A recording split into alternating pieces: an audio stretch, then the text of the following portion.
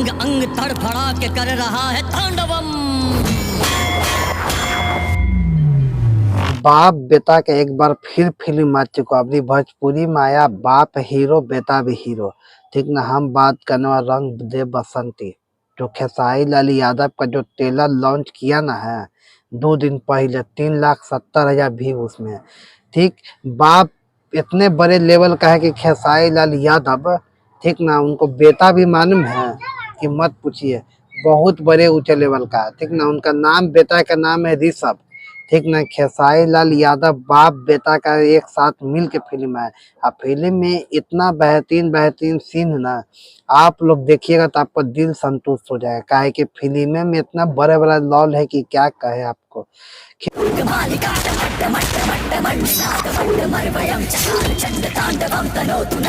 खेसारी लाल यादव घंटी जो है ना भगवा रंग में कपड़ा पहने हुए रहते हैं, बॉडी सॉडी जो है ना एकदम पूरा फूला हुआ रहता है, एकदम भगवा रंग में एकदम कपड़ा पहने हुए रहते हैं। ठीक ना, उसमें घंटी उतार के जो ऐसे करके मारते हैं ना, उसमें क्या सीन है, लगता है कि खेसारी लाल यादव भोजपुरी का फिल्म नहीं है, हिंदी फिल्म शूट कर रहे हैं, वैसे दम इसमें सीन है।